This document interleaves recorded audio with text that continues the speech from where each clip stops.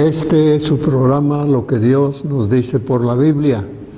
Este programa pasa todos los viernes después del noticiero de las 8 de la noche y también los sábados después del noticiero de mediodía. Estamos aquí en calle Felipe Ángeles y número, Colonia Los Naranjos, un poquito adelante del asilo de ancianos.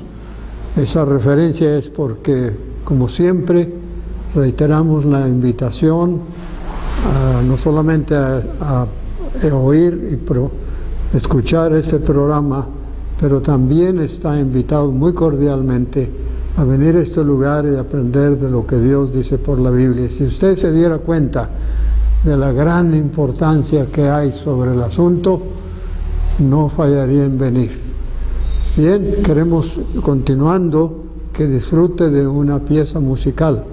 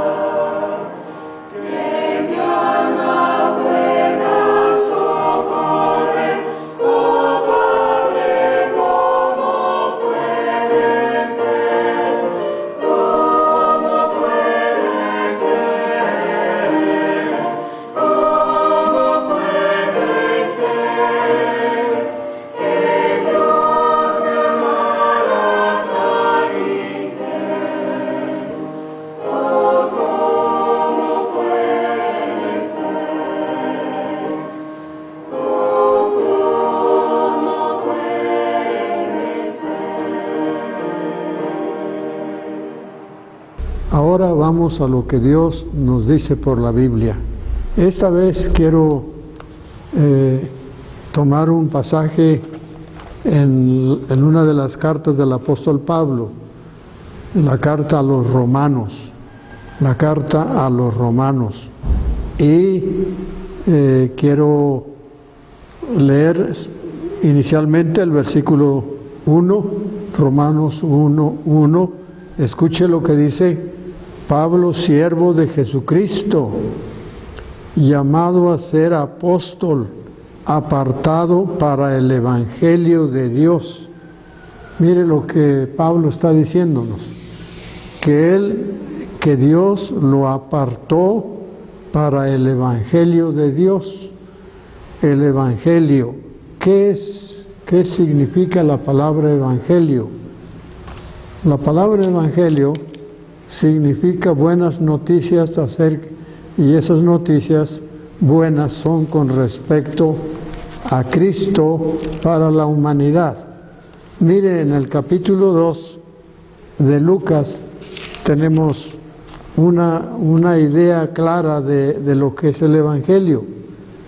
Dice la palabra del Señor que cuando Jesús nació, unos pastores de ovejas estaban cuidando su ganado por la noche. Allá tenían que cuidarlo por razón de las fieras, los animales que se comen las ovejas. Y pues esa noche fue muy particular.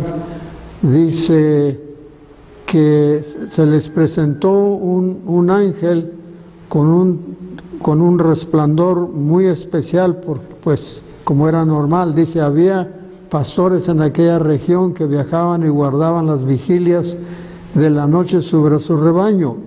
Y aquí se les presentó un ángel del Señor, fíjese, a esos humildes pastores viene un ángel del Señor y la gloria del Señor los rodeó de resplandor y tuvieron gran temor.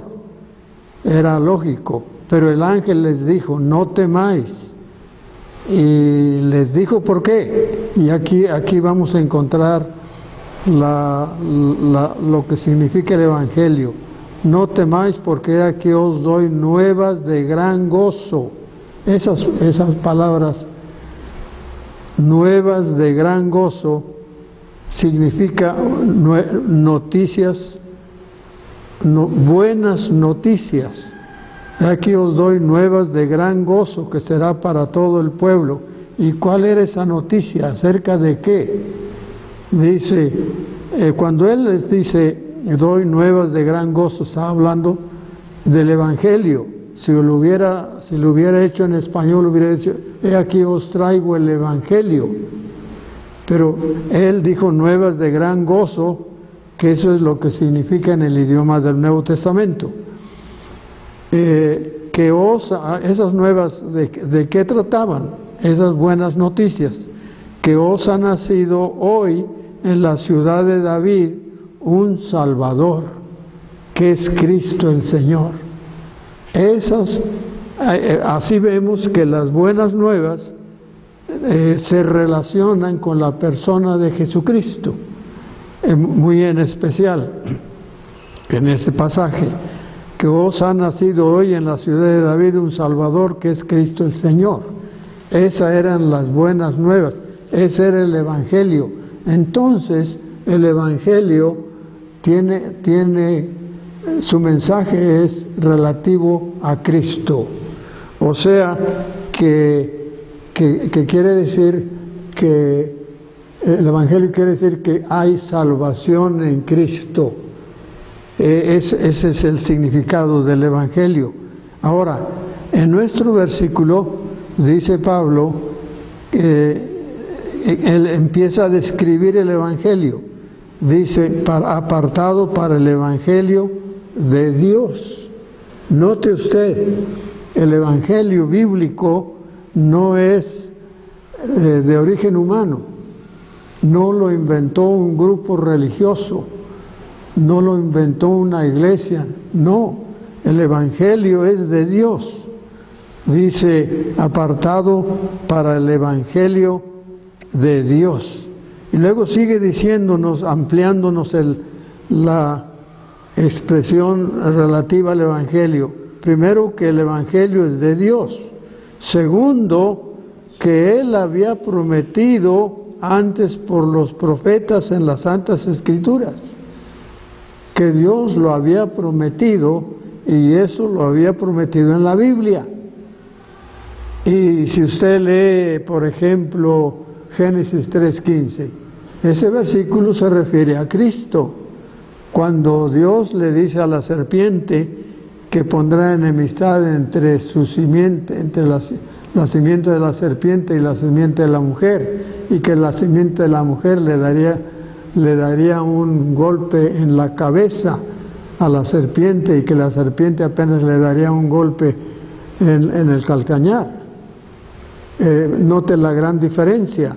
Así que ahí está la primera promesa del Mesías, por parte de Dios, que enviaría el Cristo, el Mesías. El Mesías es la palabra hebrea, y Cristo es la palabra griega, es el mismo personaje. Así que cuando usted lea en la Biblia el nombre Mesías, se refiere a Cristo. Cuando vea el nombre Cristo, se refiere al mismo Cristo, al Mesías. Y quiere decir el ungido de Dios. El ungido de Dios. Dice, Él había prometido en las Santas Escrituras. En Isaías 7:14 dice: He aquí la Virgen concebirá y dará a luz un hijo y llamará su nombre Emmanuel. Note lo que dice el versículo. La Virgen, es decir, una señorita. Dice, he aquí una señorita va a concebir y su hijo se va a llamar Emmanuel, que quiere decir Dios con nosotros. Entonces Él había prometido, y pues lo había prometido muchas veces. En Miqueas fue la promesa de que de Él saldría el Redentor del mundo. Bien, y luego dice, a través de sus profetas en las Santas Escrituras, esos hombres que escribieron la Biblia. Y luego dice, acerca de su Hijo, o sea que el Evangelio habla acerca de Cristo, nuestro Señor, dice nuestro Señor Jesucristo, acerca de su Hijo, nuestro Señor Jesucristo.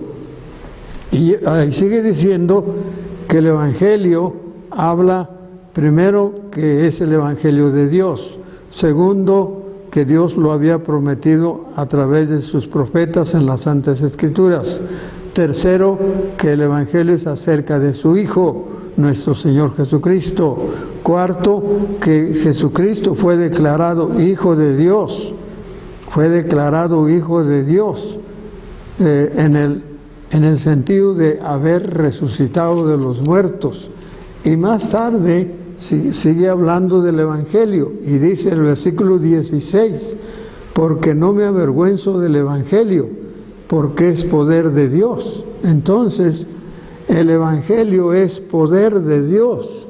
¿Para qué? ¿Para qué? Dice, para salvación. No me avergüenzo del Evangelio porque es poder de Dios para salvación. El mensaje del Evangelio tiene el poder de salvar a las personas. Luego dice, porque en el Evangelio la justicia de Dios se revela desde el cielo, se revela por fe y para fe, como está escrito. Entonces, aquí vemos que la justicia de Dios, o sea, en la persona de Jesucristo, Dios manifestó haber hecho una obra que lo dejó en la posibilidad de perdonar al pecador arrepentido y quedar Dios siendo justo. Él es justo, por eso se manifiesta la justicia de Dios. En otras palabras, Dios tenía que castigar al pecador, tenía que castigar al pecador por razón de su pecado. Pero Dios, ¿qué hizo? ¿Qué hizo Dios para poder no condenar a algún pecador que se arrepiente? ¿Cómo lo hizo? ¿Cómo hizo Dios? Note, mas Dios muestra su amor para con nosotros, en que siendo aún pecadores, Cristo murió por nosotros. Entonces, mire lo que hizo nuestro Dios. Pues resulta que Él para poder perdonar al pecador, envió a su propio Hijo, que no es pecador, tomar forma humana y morir en una cruz por nosotros, porque dice, mas Dios muestra su amor para con nosotros, en que siendo aún pecadores, Cristo murió por nosotros, murió en lugar de nosotros. Quédese con esa gran verdad, porque allí es el secreto del perdón y la salvación. Dice el apóstol Pedro, quien llevó él mismo nuestros pecados en su cuerpo sobre el madero. Mire, él cuando estuvo aquellas 6 horas en la cruz, allí llevó nuestros pecados sobre el madero. El profeta Isaías había profetizado diciendo que como ovejas descarriadas, cada cual se apartó por su camino, mas Jehová Dios cargó en él el pecado de todos nosotros. Y por Pedro nos damos cuenta que fue cuando Cristo murió en la cruz. Así que su muerte en la cruz fue sustitutoria, fue en lugar de usted y en lugar mío. Otro versículo de Pedro dice, 1 de Pedro 3:18, porque también Cristo padeció una sola vez por los pecados. Note, el justo por los injustos. ¿Quién es el justo? Jesucristo. ¿Quiénes somos los injustos? Usted y yo. Mire, Cristo padeció una sola vez por los pecados, el justo por los injustos, para llevarnos a Dios, para podernos perdonar y llevarnos a la gloria, para justificarnos. Ahora Dios puede declarar sin culpa a un pecador que se arrepiente aceptando ese sacrificio que Cristo hizo por nosotros. De eso habla el Evangelio, que habla de la justicia de Dios, que fue sustitutoria, que allí arregló Dios el problema. Ahora regresemos a Romanos capítulo 1. Vemos que hemos visto que el Evangelio es de Dios. Voy a leer unos versículos aquí en el capítulo 15 del libro a los Romanos, su versículo 16, Romanos 15, 16, dice así, para ser ministro de Jesucristo a los gentiles, ministrando el Evangelio de Dios. Ministrando el Evangelio de Dios. El Evangelio es de Dios. Pablo lo repite varias veces, para que los gentiles le sean ofrenda agradable, santificada por el Espíritu Santo. El Evangelio es para que las personas sepan cómo ser salvos y le sean una ofrenda para Dios agradable y santificada. En el capítulo 2 de Segunda Corintios 2, dice así en el versículo 2, para no leerle muchos versículos, le voy a leer el 12. Cuando llegué a Troas para predicar el Evangelio de Dios, el Evangelio de Dios, en el capítulo 11 de este mismo libro, dice su versículo 7, que dice, por cuanto os he predicado el Evangelio de Dios. Y así sigue. Ahora, veamos lo que Pedro dice con respecto a esto. Primera de Pedro 4:17. Dice Pedro, porque es tiempo en que el juicio comience por la casa de Dios, y si primero comienza por nosotros. ¿Cuál será el fin de aquellos que no obedecen al Evangelio? Aquí está una buena pregunta que hay que contestar. Es importante. La pregunta de Pedro, y debe ser la nuestra, ¿cuál es el fin de aquellos que no conocen, que no obedecen el Evangelio de Dios? ¿Cuál será el fin? Mire, en el capítulo 10 del libro de Lucas, el Señor mismo dijo en los versículos 12 al 14, al 16 por allí, dice el versículo 13: ay de ti, Corazín. Está mencionando el Señor ciudades alrededor de Galilea donde Él hizo muchos milagros, donde anduvo más tiempo en el tiempo que su ministerio público. Ay de ti, Corazín, una de esas ciudades. Ay de ti, Betsaida, otra de esas ciudades. Y tú, Capernaum, otra de las ciudades. El Señor está reconviniendo esas ciudades porque Él hizo muchos milagros allí y lo rechazaron. Y dice: ay de ti, Betsaida, que si en Tiro y en Sidón se hubieran hecho los milagros que se han hecho en vosotras, tiempo a que sentadas en cilicio y ceniza se hubieran arrepentido. Por tanto, en el juicio será más tolerable el castigo para Tiro y para Sidón que para vosotros. ¿Qué está diciendo el Señor aquí? Que los que escuchan el Evangelio de la salvación en Cristo son merecedores de juicio más severo que los de Sodoma y de Gomorra y otras ciudades perversas. Y Capernaum también se menciona, dice,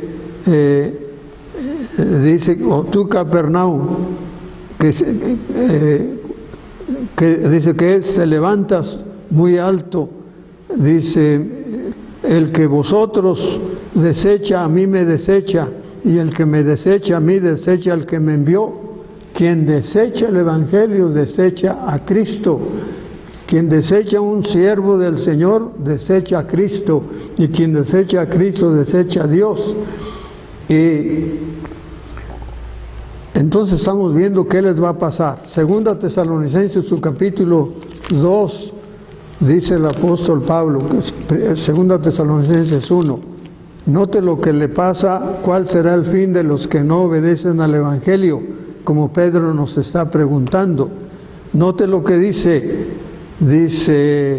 cuando se manifieste el Señor Jesús desde el cielo con sus ángeles en su poder, en llama de fuego, para dar retribución a quienes, a los que no conocieron a Dios ni obedecen al Evangelio de nuestro Señor Jesucristo. Dice: los cuales sufrirán pena de eterna perdición, excluidos de la presencia del Señor y de la gloria de su poder. ¿Qué es el fin de aquellos que no obedecen al Evangelio? Pues que estarán excluidos de la presencia del Señor y de la gloria de su poder, sufriendo eternamente la perdición. Y pues quisiera leerles más pasajes, pero no tenemos el tiempo necesario. Solo le voy a leer otro pasaje en Hebreos, su capítulo 10, Hebreos 10. Yo quisiera que usted le pusiera mucha atención a eso. ¿Qué les pasa a los que no obedecen el Evangelio? Dice: porque si pecamos voluntariamente después de haber recibido el conocimiento de la verdad o del Evangelio de la salvación en Cristo, ya no queda más sacrificio por los pecados. Si usted rechaza el mensaje de Dios, el Evangelio de la salvación en Cristo, si usted lo rechaza, no hay remedio para usted. Dios quiere que usted lo tome en cuenta, sino una horrenda expectación de juicio y de hervor de fuego que ha de devorar a los adversarios. El escritor dice que en la ley de Moisés, el que viola el testimonio el que viola la ley de Moisés bajo el testimonio de 2 o 3 personas muere irremisiblemente. Y dice el escritor, ¿cuánto mayor castigo pensáis que merecen los que pisoteen al Hijo de Dios y tuviere por inmunda la sangre del pacto en el cual fue santificado e hiciere afrenta al Espíritu de gracia? Que aquí de paso pasamos a ver qué significa la seriedad de rechazar el Evangelio. Es pisotear al Hijo de Dios, es tener por inmunda su sangre y es hacer afrenta al Espíritu Santo, porque el Espíritu Santo es el que nos trata de convencer de nuestra necesidad.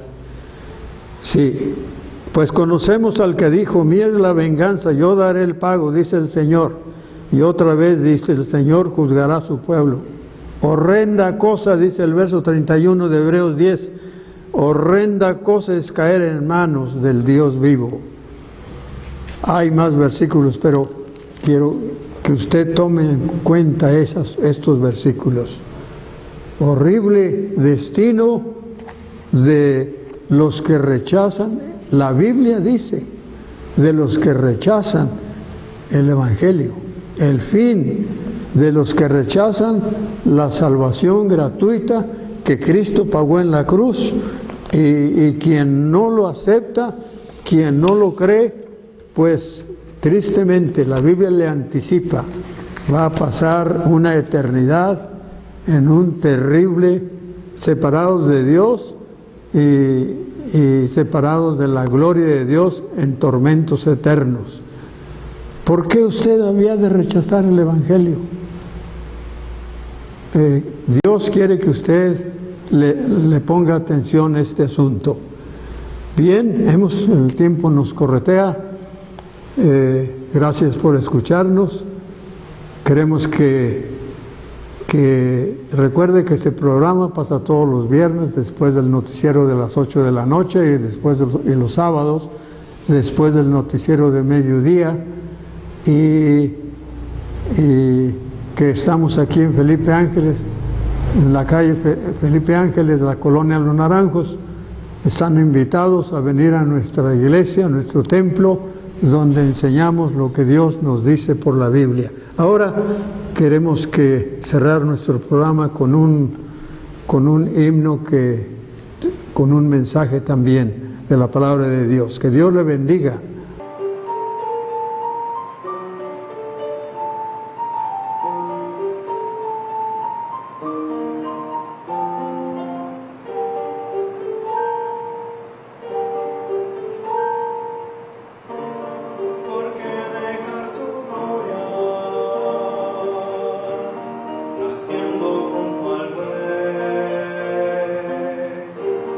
Porque vivir sin casa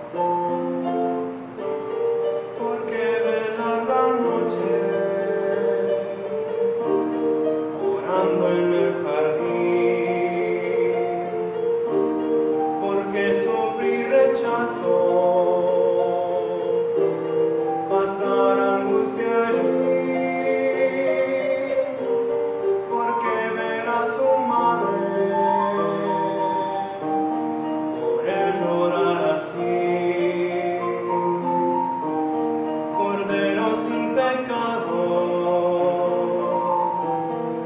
Se entregó por mí, porque subir al monte y en agonía sufrir, porque verter su sangre en fuerte carmesí, fue andando al Calvario a dar su vida allí. El lirio de los valles se murió, por mí Jesús lloró, por mí murió, por mí su sangre derramó allí, por mí Jesús nació, se humilló, oh gloria a su nombre fue por mí.